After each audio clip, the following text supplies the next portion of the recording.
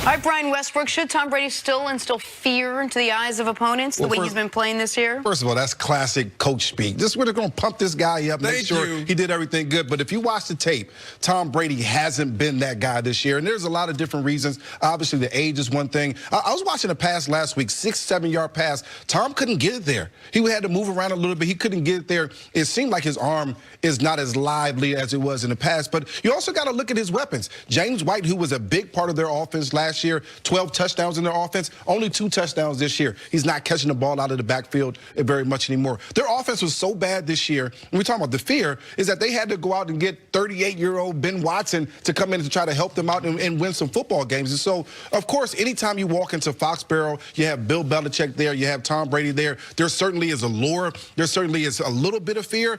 But if you watch the tape, he's just not the same guy that he was in the past. Yeah, no, he doesn't put the fear in opponents. And when you go, the fact that they're playing in Foxborough, yeah, that might be a little mystical and put some fear into guys. But when you're playing games, and you know this, like, I don't care what you did. I don't care what you're going to do. Especially when I see the roster and the personnel that you have around you, like that's the player's mentality. Like, we all understand what he's done in the past, but right now, today, Tom Brady is not the same player. Like, mentally, yes. Can he still beat you? 100%. But when you look at the personnel that's around him, he lacks it, and so naturally, his play is not going to be the same. I don't think we give enough credit to what Gronkowski, I'm not even talking about the numbers he put up, but just his presence being on the football field, what that did to opposing defenses and what it allowed for guys like James White coming out of the backfield, Julian Edelman, and others to be open and to have impacts the way that they did. Allow me to do something I rarely do.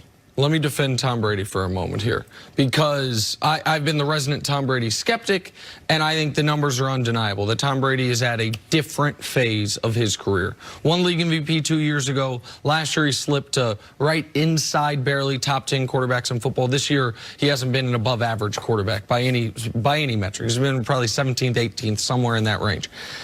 With that said, I don't know what it's like to play against these guys, obviously. I know what it's like to root against them, and I know what it's like to bet against them. And Tom Brady is terrifying still. And maybe it's just ghosts of Christmas past, but it is up as recently as the last game that the Patriots, aside from the Baltimore game, I suppose, had to go match points with somebody. AFC Championship game against my hometown team, Kansas City Chiefs. There's Tom Brady in the fourth quarter leading a comeback. Then after Patrick Mahomes ties the game, there's Tom Brady in overtime, 3rd and 10, 3rd and 10. 3rd and 10, and then game over. And so even when it looked like, and even in that game, he threw the pick that should have ended the whole thing, trying to throw the ball to Gronk, and then D Ford's offsides. He gathers himself after that. I got a second life. Let me take advantage of it. That's where the fear comes from, is that he is not the, and this is obvious, I guess, but there are some quarterbacks that if they're having a terrible game, they cannot rally. Tom Brady absolutely still can, because he doesn't get rattled. He's not going to let the previous possession or the previous month affect his confidence in his ability to get things done. So to me, if it is a one-score game late and the Patriots have the ball, no matter how poorly their offense has been, I'm still waiting for that other shoe to drop, because for 20 years it has. And it's more about history than it is about what we've seen this year, because everything you guys are saying about this year is spot on accurate. They don't have dynamic weapons. They don't have a great offensive line. And we're yet to see the game this year, like the AFC Championship game last year, where the defense doesn't show up and the offense says, we got you covered.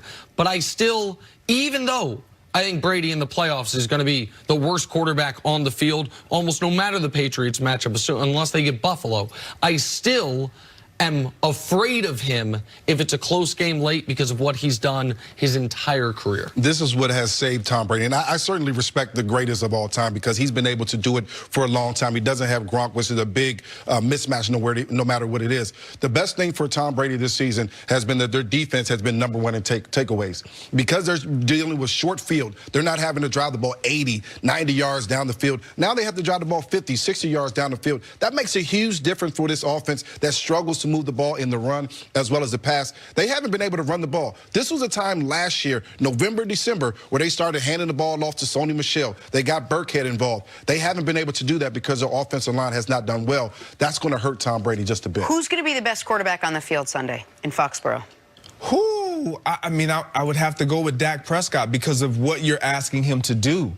Like, Dak Prescott is being asked to win games for the Dallas Cowboys. It has really nothing to do with, like, GOAT status in history. It's right here, right now. Dak Prescott is being asked to do more than what New England is asking Tom Brady to do, and he's producing. Dak's been far and away the better quarterback all year. On Sunday, I would have more belief in Brady because Brady doesn't have to go against that Patriots secondary. Like, if the Cowboys are going to pull off the upset, I don't think it's going to be because Dak has a great game. No one, aside from Lamar, and a lot of that was running, has had a great game against this Patriots pass defense. It's going to be because the Cowboys front seven gets to Brady, and Zeke has a game like he was having a few weeks ago, not the last couple of weeks. Dak has been special all season long. I don't know that changes. It may not be to the extent he's going to get 444 yards, but if he can get 250, they can get the run game going. I believe in that Dallas Cowboys offense and Dak. Brian, thanks so much for hanging out today. Thanks for having me. Appreciate it. Take a break. Coming up, are Paul George and Kawhi the best duo in the NBA? Next on First Things First. They ain't the best duo in some. Back here, First Things First, joined by All-Pro Brian Westbrook. Good morning, Brian. Good morning. Good to see you. Hey, it's a happy day in Philadelphia. Ben Simmons hit a corner three. Everybody is celebrating. It's all smiles. Yeah, it's a big day. Woo! Paraded in the streets. It's about time. It was 172 games. Might be 172 more before you see it again. I'm sorry, you're right. I have to be more positive with Ben Started a new Simmons. streak. That's right. He's won in a row of games with a three-pointer. That's right. It's great. 1 over 1. All right, let's talk about America's Game of the Week. Back to some football. Cowboys, Patriots, Sunday on Fox. According to our friends at Fox Bet, Patriots are 6.5-point favorites over Dallas. Nick Wright, you surprised the Pats are such heavy favorites? No, this is right to me for a number of reasons. One is the game's in Foxborough. What that tells me is if the game were in Dallas, it'd be about a pick-em. Which feels about right because you would have the three. I think the Patriots don't get 3 points for being at home. I think they get about 3.5 for being at home, if not 4, because they've been so successful there. And the weather's going to be a little shaky. Right, and that's sometimes this part of the year has been part of their success. That Belichick, I remember during Deflategate, made it clear, man. Ask my players about the type of footballs we use at practice. They're wet, they're scuffed, they're bad because they prepare for inclement weather because they're like, well, we're going to be playing in the playoffs and they're going to be home games because we're going to go 13-3. And so, yes, that's a factor in it. The other reason is because the Patriots right now have shown, last week included, an ability to win games when their offense does not play well. And so they obviously can beat you with their defense. They also, the few times this year their defense has been leaky, which is very few, the offense has picked up the slack, at least for a moment. That's what happened against Baltimore. The offense picked up the slack temporarily to get back in that football game and then was unable to do so late.